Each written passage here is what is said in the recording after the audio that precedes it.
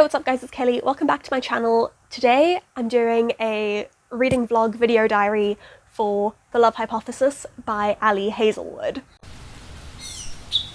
If you find yourself enjoying this video, then please don't forget to give it a thumbs up, it really helps me out, and if you're new here and would like to see more of me, then please subscribe. I was just editing the first half of this vlog and I realised I should probably put in a small disclaimer.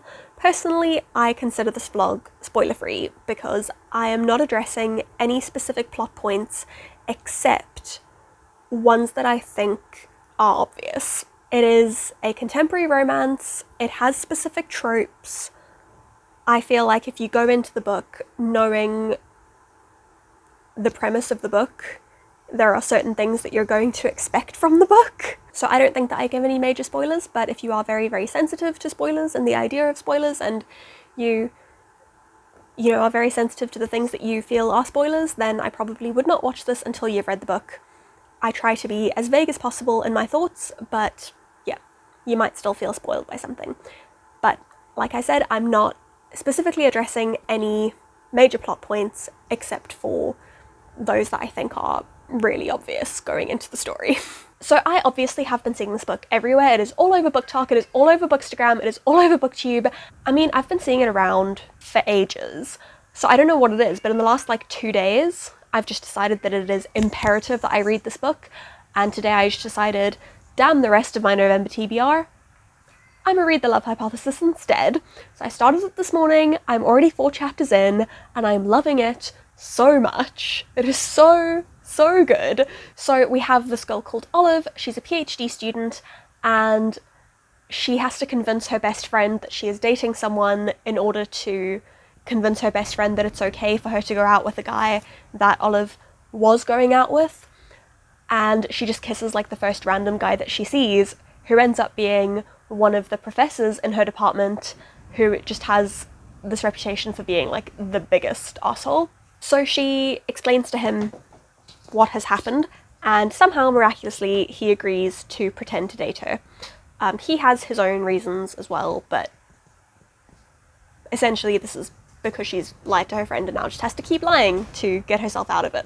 But then along the way there is a convention or some sort of, there's a thing, and I think things go badly for her, and then he like supports her through it, and it's a fake dating book. Obviously they fall in love for real, and oh, I'm feeling so many feelings. So this is the Star Wars fanfic that got turned into a book, and although I still have not seen the last of the new trilogy, I don't know if I'm a Reylo stan, but like if I were to stan a ship, it would be Reylo. And is it just because I am obsessed with Kylo Ren and just want him to be happy, and definitely am like, ooh, sweet cinnamon roll, he's so misunderstood, he's just like a soft, sad little emo boy with daddy issues? Yes it is. Obviously, I was going to just like be obsessed with this book. It had to happen. And I'm greatly appreciating the fact that his name is Adam, because it makes it just that much easier to visualize Adam Driver while I'm busy reading, which is never a bad thing. It's just, oh, it's so fun and it's so cute and I'm loving it so much. It's really well written so far. I'm finding really good characterization, like we're seeing things from Olive's perspective, and she is like really well fleshed out so far, but also even though we're only seeing Adam from her perspective, and she's got a very big mental block about like the kind of person he is, you're still seeing a lot of like depth there and a lot of sort of intricacies of his character. And I feel like it could have been very easy to, at the beginning, make him kind of very flat before she starts getting to know him, but he's already such an interesting character, and I am obsessed with their dynamic, and I love it so much. So I'm getting all the feels. One thing that I am really loving about their dynamic is it's just cute. Like, it's been so long since I've read a romance where they don't have like insane sexual tension it's just like cute romantic tension.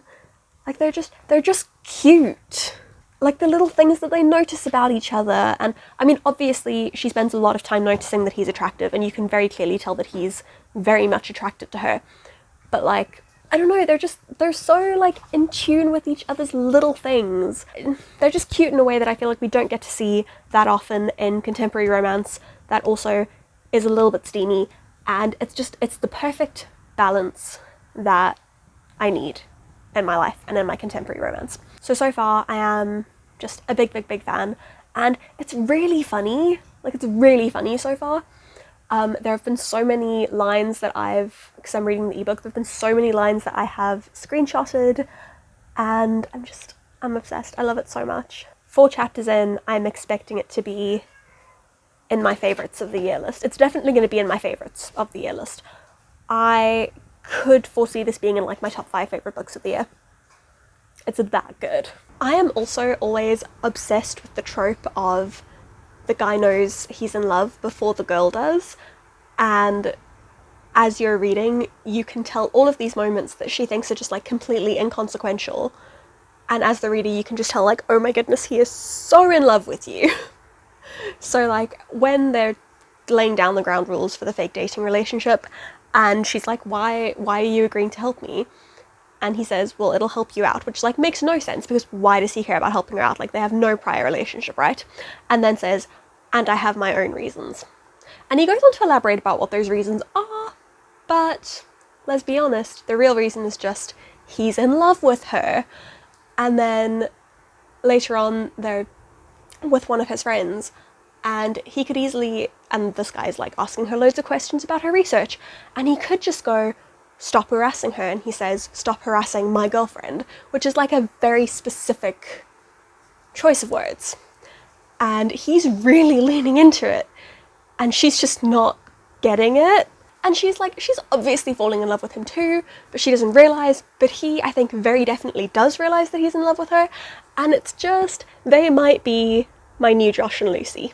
Like, the feels that I'm getting from this book are the same feels that I get every time I reread The Hating Game. I know I was saying earlier, I appreciate that the author called him Adam because it makes it easier to picture Adam Driver while reading. And I feel like it needs to be addressed. I don't know if I find Adam Driver attractive.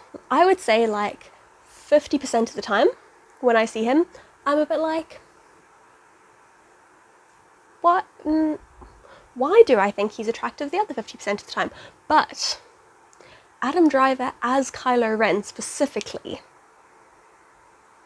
is a big mood. Adam Driver as Adam Driver is not always anything, but Adam Driver specifically as Kylo Ren, my ultimate soft sad emo boy, I realise that I'm a walking red flag, does things to me.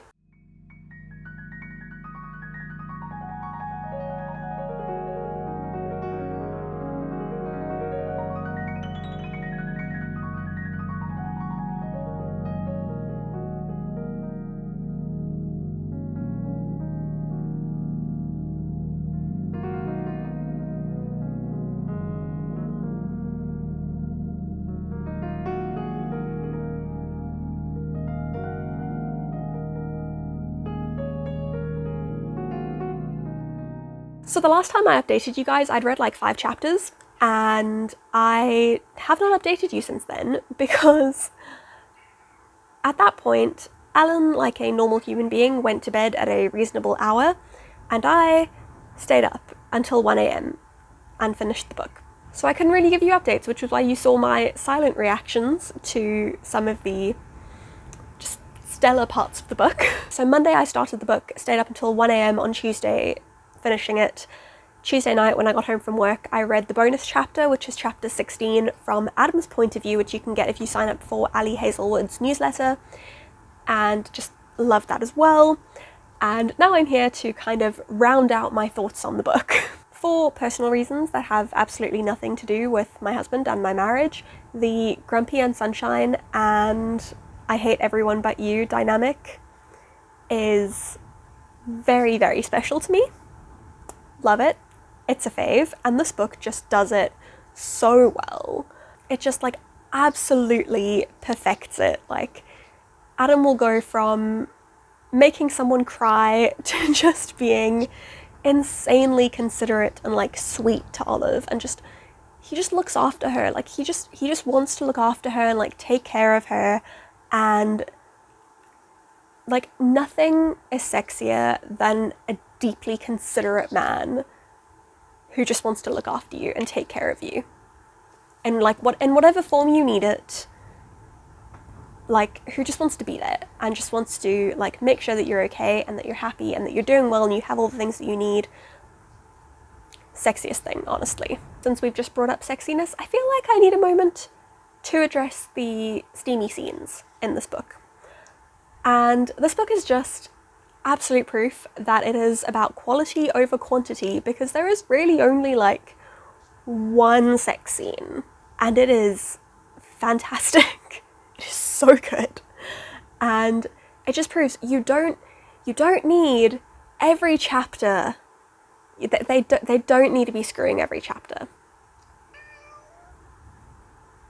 Do you mind? Do you disagree with me? That's what I thought. It can be just as effective, it can be just as sexy for them to have like one really, really, really good time. The sex scene in this book, probably up there in like my top 3. Maybe my top 4. Like it's definitely in my top 5. But like probably top 3. It's just so good, and it works so well with their like within their existing dynamic. Like their existing relationship and existing dynamic comes through so well in the way that they interact with each other in that setting and in that situation. And it's just so good. And okay, Olive is demisexual, and I feel like we can infer that Adam is also. And it is explicitly stated that he hasn't had a girlfriend for like 10 years, and it is implied that he does not have sex very often. But I find it hard to believe that this man who says things like, "Pay attention, sweetheart," "focus," and "you can take it," does not know exactly what he's doing. Like, man knows exactly how to treat his gifted and talented submissive brat with a praise kink, who has all of her self-worth tied up in her intellectual and academic success. Not that I would know anything about that, but man knows exactly what he's doing. Like, exactly. On like a technical level as well, I've already said the writing's really good, the characterization's really good. It has really good pacing as well. It has exactly the narrative structure that I love in a rom-com. It has my ideal story timeline and structure for a romance book. And I guess this is the perk of reading a romance about people who are slightly older. Olive's 26, Adam's 34, so I just feel like things are handled maturely. There aren't like big blow-ups, like things are discussed. They talk to each other, and it's great to see. We love to see communication.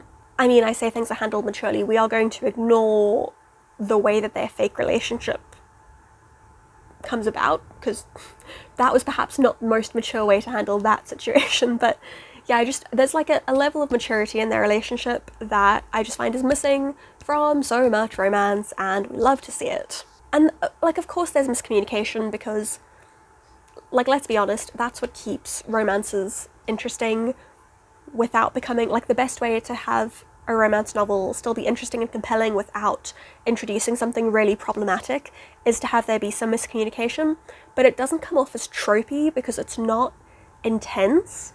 It just feels like the natural amount of miscommunication that you would have in a relationship with these two parties who are too scared to like own up and just admit how they really feel. Like, it's not miscommunication for the sake of miscommunication, it's miscommunication because it's just two people who realize how much they have to lose, and as a result are too scared to show their cards to each other. On the whole, I absolutely loved it. 5 out of 5 stars. Immaculate Reylo vibes, but without any of the problematic shit. I absolutely think it is worth the hype. It has great writing, it has great characters, it has the perfect balance of cute and funny and steamy. I would recommend it for fans of The Hating Game and for fans of Talia Hibbert. So good. Absolutely loved it. Can't recommend it highly enough. Can't stop talking about it. Can't stop listening to Love Hypothesis and Reylo playlists on Spotify. They're so good. Love Hypothesis ones are all like kind of gentle indie Sunday morning vibes, and then the Reylo ones are like really angsty, and it's just the vibes are immaculate. This book is the full package, much like Adam, and absolutely adored it. Go read it if you haven't already. If you have read The Love Hypothesis, then please let me know in the comments what you thought of it, but also please don't be mean, because that'll break me. This book really means a lot to me. I'm already planning a reread. I've already got a buddy lined up for my reread. Like I'm expecting my physical copy to arrive fairly soon, and I've already made plans to buddy read it with someone when it comes, so that's where I'm at the moment. This is absolutely my new comfort book. So let me know what you thought of it. If you enjoyed this video, then please don't forget to give it a thumbs up and subscribe if you aren't already. In the description, you'll find links to all of my other social media. That's my Facebook, Instagram, Twitter, Goodreads, as well as my blog and my TikTok. You'll also find links to my Patreon, my Redbubble, my online store, my Ko-fi account, my Blackwell's affiliate link, and my Scribd affiliate link if you'd like to support me using any of those. But that's it for me today, and I shall see you all again very soon. Bye! My life is grounded